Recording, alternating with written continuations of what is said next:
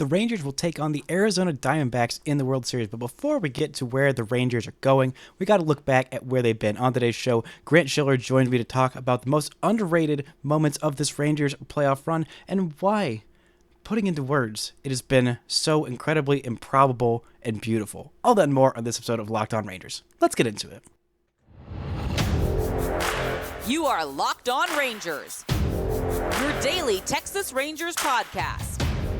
Part of the Locked On Podcast Network, your team every day.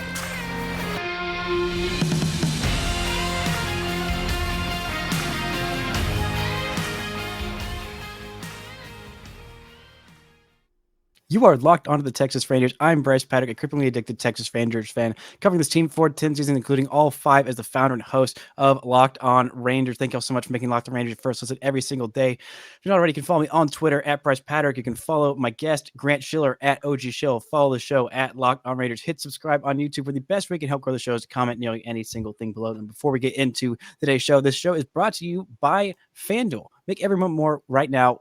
New customers can bet $5 and get $200 in bonus bets guaranteed. Visit FanDuel.com/lockedon to get started. Joining me is the prospect guru, the encyclopedia of baseball acumen, Grant Schiller. How you doing today, buddy? Pretty good. You know, it's life feels a little sweeter today than it did last Friday. Yeah, playoff baseball is it's quite a ride. it really is. And I just kind of want to start there with the ride of this team and both of us of how like nervous we still were, even up 2-0, of being like, yeah, I forgot what it feels like to lose a playoff game. And I was like, oh, I forgot what it's like to feel like to lose a really painful playoff game to a team that I hate. And to come back from that is just like, I feel like it's just the I don't know, the perfect like, microcosm of what this team is and what's make them so successful, right? It is like this team is.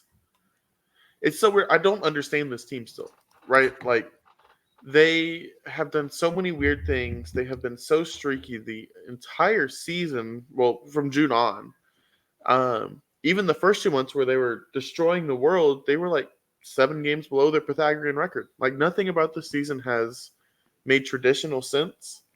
And they just keep, showing up and like doing their business. And they did that in the playoffs after Game 5, having their heart ripped out.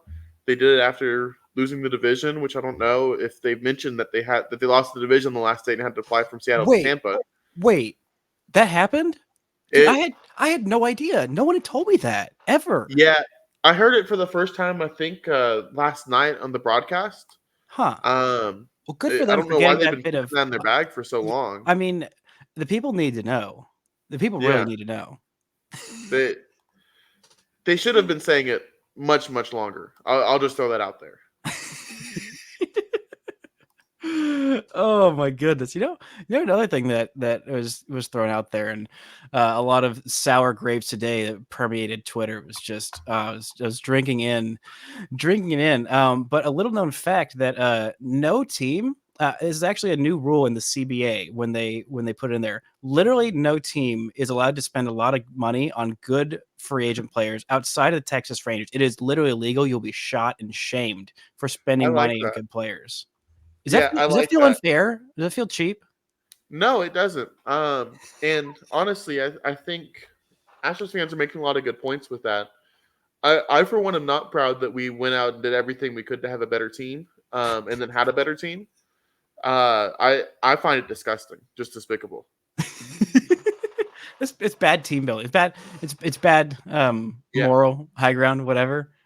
Yeah, I would much rather be the Royals and have every player on my roster come from within my own bad development system than go out and go get also Corey Seager. Also Cole Reagans. Well, we're talking happy things here, Bryce. That's fair.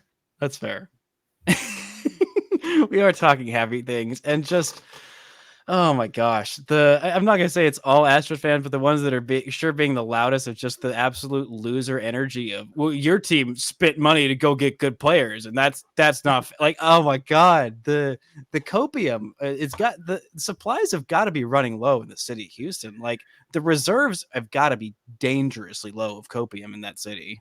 The good thing is it'll build back up soon because the fans who are saying that will be gone within the next 4 years. Where will they go? Will they go to Uh, the I don't know. Texans? They'll be wearing CJ Stroud jerseys as the Texans go 10-6 or 10-7 now and lose in the first round. That's bold. That's bold saying that Houston sports will have success. It's not something that traditionally happened, but yeah. I think that it's actually controversial. I think it's good when good teams spend money to be good, and spend money on good players, and that those players that you spend money on are like perform well. I'm sorry, that's a hot take for this podcast, but and I think the Rangers should do it again. I thought this podcast had more journalistic integrity than devolving into First Take, but it's your show. That's why I got my journalism degree, just to become Skip Bayless. That's the entire reason for my career is I want to be exactly like Skip Bayless in every single way. I mean, you know this about me. Yeah, good, because it's working. No one else is working. The Texas freaking Rangers going to the World Series for the first time in 12 years. I mean, Grant, can you tell me what you were doing the last time the Texas Rangers were in the World Series? The last time the Rangers were in the World Series, I was standing along the first base line at the ballpark in Arlington. But I think more in the spirit of the question, let's see, 2011, I would have been in high school. And it would have been my junior year of high school. And the entirety of my life revolved around the Rangers at that point. And a lot has changed since then. Quite a lot. 12 years is a long, long time. You were such a sweet baby summer child, a junior in high school. Your elder statesman, I was a senior in high school. I was so much older. And like that, like you, a lot of my life revolved around the Texas Rangers. I think I've told this story about a million times before, but for some reason, I have no explanation for this to this day. But in 2010, I decided that summer that I was going to watch every single I was like, I'm going to be a better baseball fan. There's no reason for it. There's no one in my family that's like a diehard baseball person. My older brother is a very big sports guy, but it was like, oh, football. And so I was like, I'm like, yeah, I'm going to watch every baseball game, thinking there were like 42 games in the year, and there are 162 of them suckers. And we all know how 2010 played out. It played out pretty well. And for a guy who decided to randomly get into baseball, that was a heck of a time. It became a lifelong hyperfixation that turned into a career. And got me stuck with this amazing, wonderful, depressing, just hot mess of a franchise that is in the best place it has been in a very long time. And I remember watching those 2011 games and having my heart ripped out. And I could have very easily been like, ooh, this baseball thing is painful. I don't like it. I don't like it as much as I thought I did. But I was like, no, this is the good stuff. This is that sicko stuff. That's why I'm here, is for this sicko stuff. And here I am 12 years later, still my main hyperfixation. What a wild journey it's been. All the things that have changed in 12 years. What strikes me about it is just how different, everybody says this, but how different the regular season is to the postseason, right? Like the regular season, it's a routine. Like even as a fan, it's a routine. It's, you know what? I'm going to spend a day at work. I'm going to have a weekend day, whatever. At the end of the day, I'm going to sit down and read a book with the Rangers game on the background or something like that. It's a routine. It's on every night. And the games all matter, but I mean, obviously the games all matter. You tie the division. Any game swings that, right? Well, I mean, for the longest time since then, well, I guess there was a point until 2016, but like 2017 on, yeah. Right. They didn't matter. Yeah. And even when you're good, every individual game may not feel like it has stakes through most of the season, right? It's the routine, and it's just enjoying watching as the season progresses. This episode is brought to you by Jase Medical. There's a lot of uncertainty in the world today, and it's important to be prepared. The Jace Case is a personalized emergency medication kit that contains 5 essential antibiotics that treat most common and deadly bacterial infections. You can also customize your case and add in additional life-saving medications based on your unique needs. Jase Medical now offers customizability for your Jace Case with dozens of add-on medications. Choose the medications that best fit you and your family's unique needs. You can buy a gift card for a family member or your loved ones so that they can get a Jace Case of their own. It can get you your medical needs. If it is hard for you to get a doctor in whatever kind of uncertain event, the Jace Case is there for you. So go to jasemedical.com, enter code LOCKEDON at checkout for a $20 discount on your order. That's promo code LOCKEDON at jasemedical.com.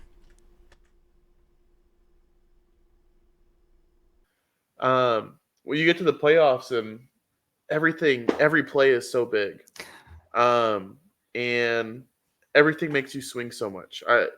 Like Friday, I went from saying, you know what, I don't know if I'm ever going to see this team win a championship. Like, just so down.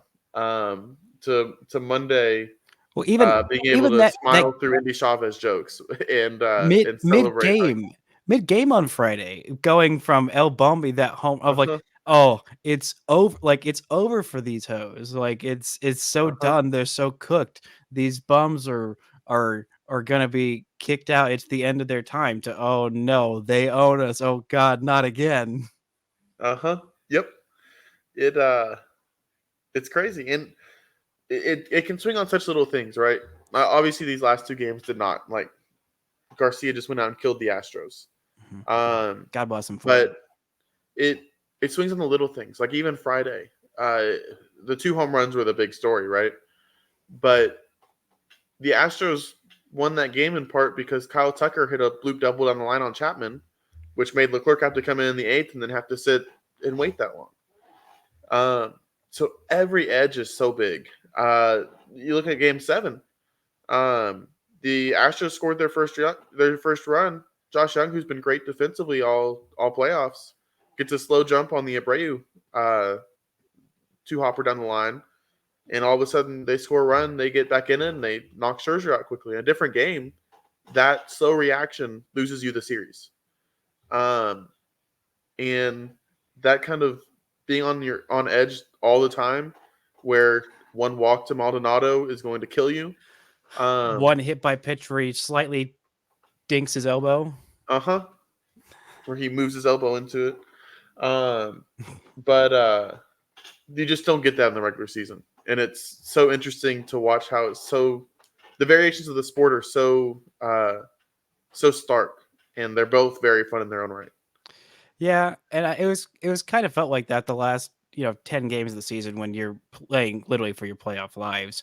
I think one of the hard things as a fan, even as someone like me who is literally living and breathing it every day, because it's been so long since there's even been hope of competition, of like remembering how to like weather those highs and lows. Even so, I'm like, I've done this before a lot, but it's been such a long time. I forget how to like temper my expectations and get caught up. And especially with this team, with the highs and lows they go through, it feels like every 5 seconds during the regular season of like, oh, we're killing everybody, to, oh no, we're going to finish out of the freaking playoffs. It's just like, I feel like that storm of all of the highs and lows, they not only molded the team to be like, yeah, no, we came in the next day of I think it was Garver that was talking in the post game show about how like how do you bounce back from a game like that? It's like, oh, we just showed up and got to it, and I'm like, Bruce Bochy would be a hell of a grief counselor if he ever decided to change careers. But I wish the rest of us could deal with it as well as they have. I'm glad if someone's dealing with it well, it's them, because it's leading more to their success, and that will in turn make us, happier. Yeah, I found that interesting too, because they keep asking on the post-game shows. They kept asking like Seager and Semien and Evaldi and everybody, like, what happened? Like, how did y'all come back together? Like, did somebody stand up on the plane, give a speech? Did somebody write a message? Team dinner? Like, what happened? And they're just like, we just put it behind us and showed up. And that it really feels like it's hard to ever quantify the importance of a manager.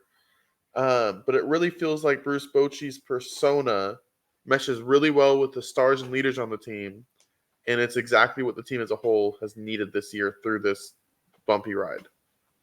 Mm-hmm. Yeah, and sometimes, as someone who this year has definitely found myself getting caught up in the highs and lows, and it almost at times gets frustrated with Bochy. I'm like, Bochy, how Uh-huh. are you not freaking out, man? Like, I how are you know. not like screaming and throwing crap? Like, that sucked, dude. Like the 8-game losers, like, nah, we're fine. I'm like, no, you're not fine. Pull out of the nose dive. And he's like, nah, we're actually fine, and actually believing it. It's like it's not just talk. It's like he's like, no, I really know what it's like. I really know how to handle this, and I know that we're Uh-huh. actually fine. So like, I think that maybe the rest of us need to follow like the players and just take our hints from them. Uh, I mean, I don't know. We won't, but like, yeah, I don't have ice in my veins like that. There are definitely points in time in August and September and Friday too, where it was like this thing is over. Like they are toast. Um, and they just kept not being toast. Uh, so it really kudos to them for. I don't know that I've ever seen a team who has been this streaky and is also good, right? yeah, Like I just don't know that I've ever seen it. because usually And those for them to streaks, weather it and get like the here, bad streaks, destroy you. And like yeah, you have one 3-game losing streak in the ALDS, and you're done. I mean, you have one 3-game losing streak in any the other late series, and you're 1 win away from elimination. And they're like, you got to go back to Houston. You got to win 2 games in a row at Houston. You're living on the edge. They're like, yeah, that's cool. We kicked their butts there first couple of games. We probably could have beat them a little worse, and so we will beat them worse the next time. And they freaking did. And it's just like, my God, so impressive. it yeah, it really is. You there were times in this year where I was like you, where it was frustrating that they didn't like nobody stood up and was like, this ends now. You know, that's what you're used to. But I think it really speaks well to their character as a team and as individuals to just continue on and not let. I guess it's just the old sports axiom. I think axiom's the word. I think it is a word. It is a word. I Uh, think it okay. is. I think you're using it correctly. And Okay. if not, it's correct now. uh, the whole team having a short memory, um, and just showing up and doing their best that day, and not worrying about the past. Everybody always talks about that. Almost nobody can do it as well as this group.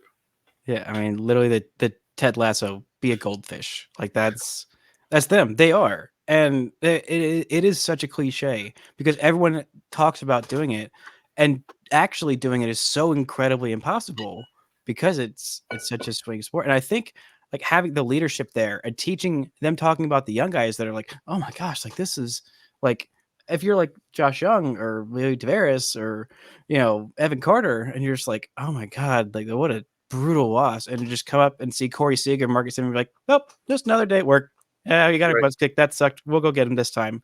Yep. And just like, okay, I guess that's how I we do guess. this. And Uh-huh. like, I feel like that'll pay huge dividends down the line Yeah. of them I teaching the next crop.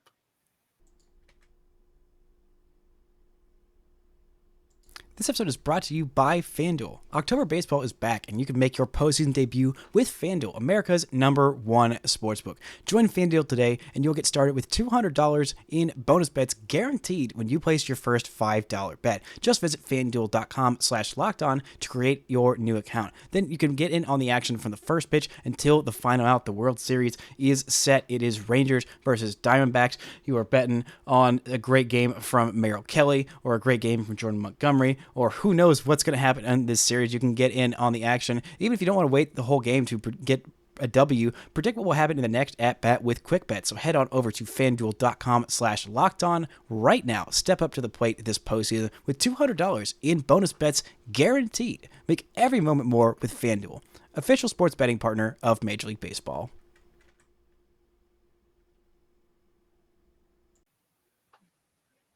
Gosh, it I've heard so many people talking about the future years and how we're set up, and frankly, I don't care. Just if this team can win 4 more games, they can be terrible for the next decade. I won't care. I just Mhm. all I can focus on is the next 2 weeks. I have, gosh, I will be in so many tears if they do this.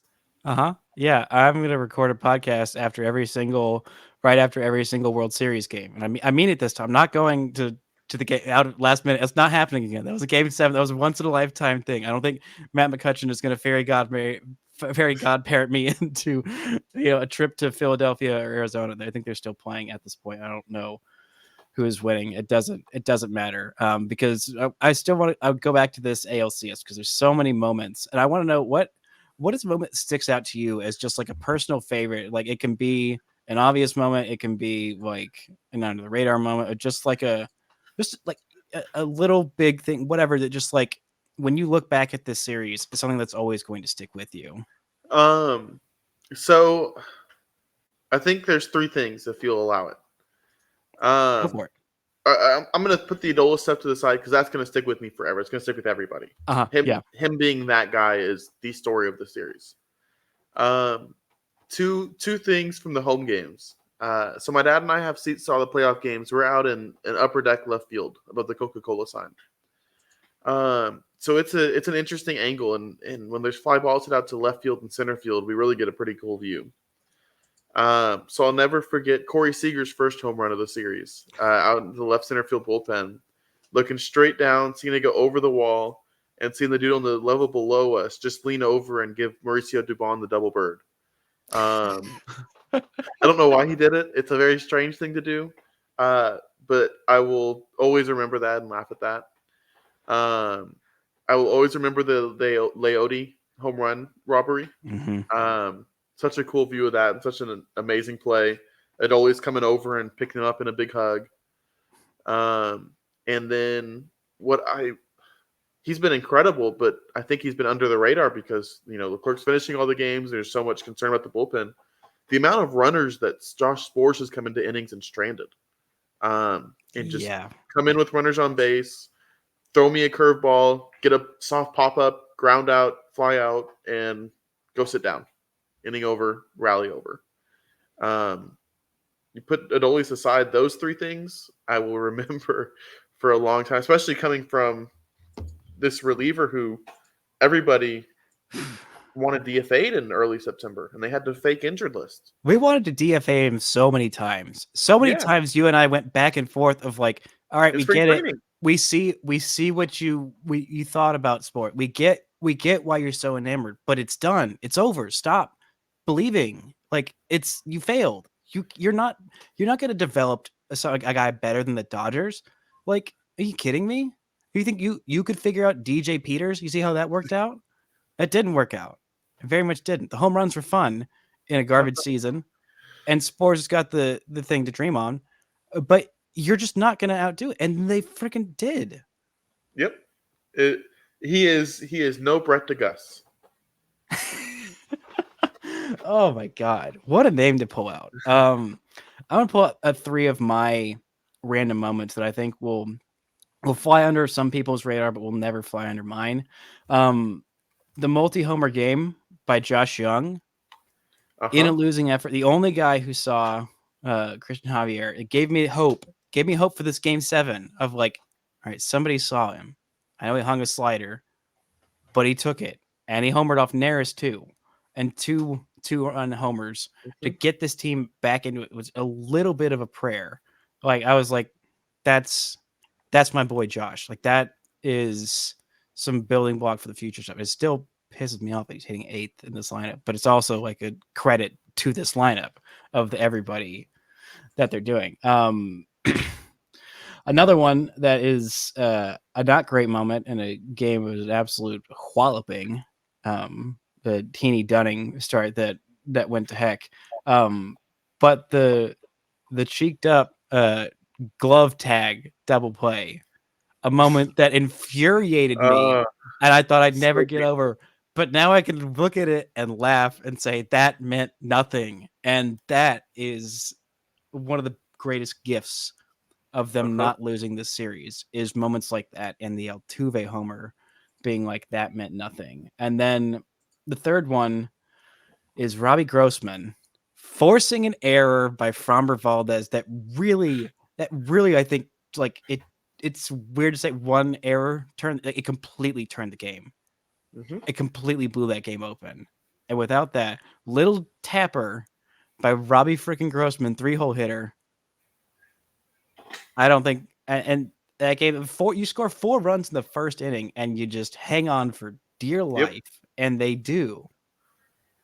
And like those games that we saw them lose time and time again, like that is like this is some team on some next level. Like this is not normal. This is not how these things go. Like this is not a thing. But it is a thing with this team. It's just it defies expectation.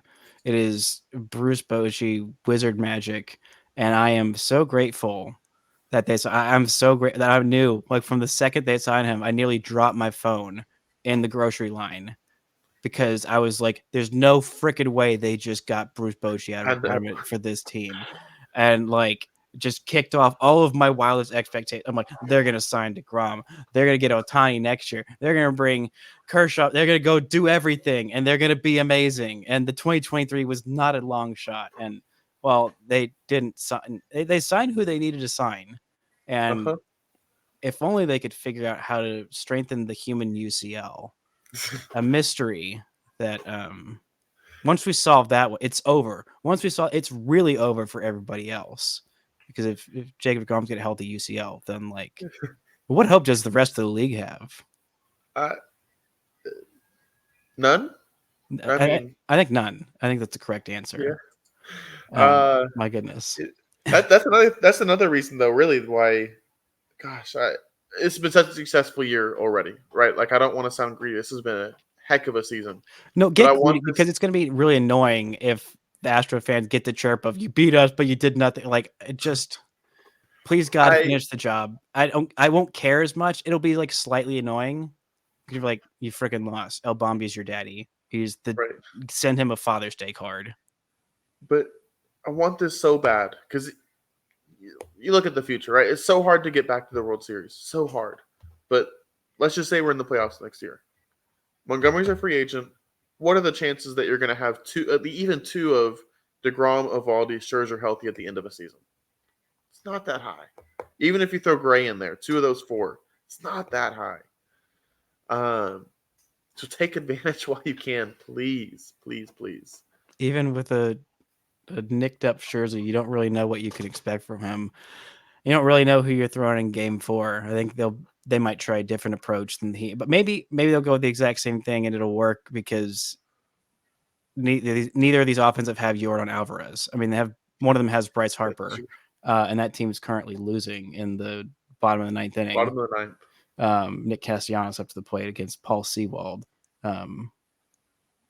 But right, I thought I was going to preview the World Series today, but I feel like just processing through because there's so many emotions from this whole series and just like from this whole run of just.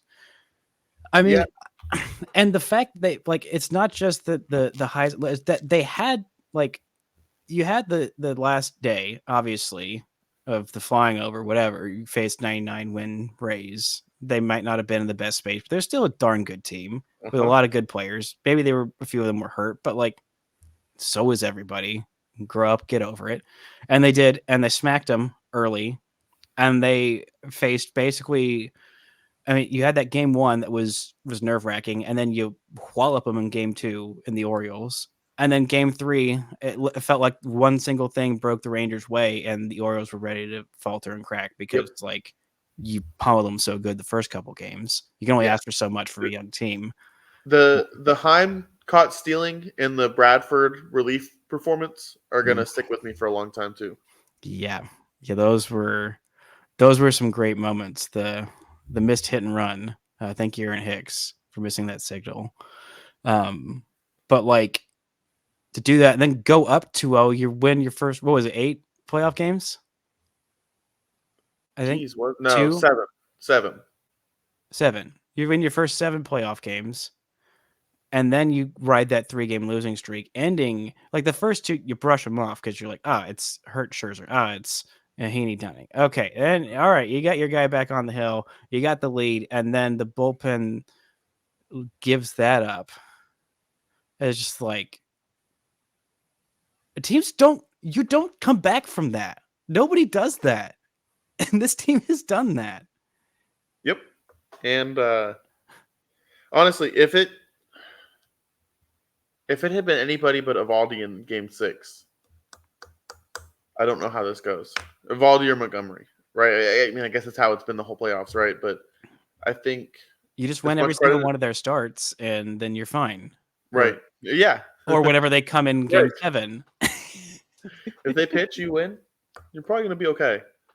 But I think his reputation, his attitude and approach probably helped quiet that clubhouse a lot too. For as much credit as we've given them and Bochy for just putting it behind him and showing up, knowing you have Evaldi in the playoffs in Game 6, that had to give them a lot of confidence too.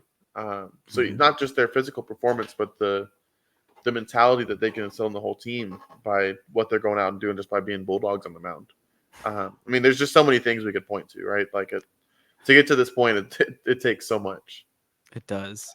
And so many things of like hat tip to I love that Chris Young shouted out John Daniels on the podium. That I got real misty eyed there. I was just like, God bless you for doing that. Because I mean, all credit and taking nothing away from Chris Young. He was an incredible job of finishing the plan and making alterations to the John Daniels overarching plan. But it was JD's initial idea, and he did, lay the groundwork for so much of it. And it makes me sad that he's not there. Someone get him a dang ring if they win it all. Or Seriously. I will be throwing so many hands at so many people. But I mean, probably after crying a whole lot if this team actually does finish it off, because what a run it's been so far. It was still 4 to 7 more games of baseball to go. And I am so over the moon excited for every single one of them. What's the number on Hedges behind at this point? I think it's 4. Yeah, okay. He's got a big number 4 there. A big number 4 on the Hedges booty. I think we've already gone overtime on our random ranger. We'll say it's both for both of us. It's your I guess DJ Peters, and what was the one that you pulled out? Brett DeGus. That counts. That is it's better than mine. And mad respect to you for pulling that out. But thank y'all so much for listening. An incredible week. And actually, once this game finishes up at some point tomorrow or the next day, or eventually when I'm less sleep deprived, we'll get an honest to God World Series preview for what it's looking like at this point is 1 out away from it being Diamondbacks Rangers in the freaking World Series. Grant, thank you so much for joining me, y'all. Thank you so much for listening and subscribing. And until next time, don't forget to enjoy World Series Texas Rangers baseball.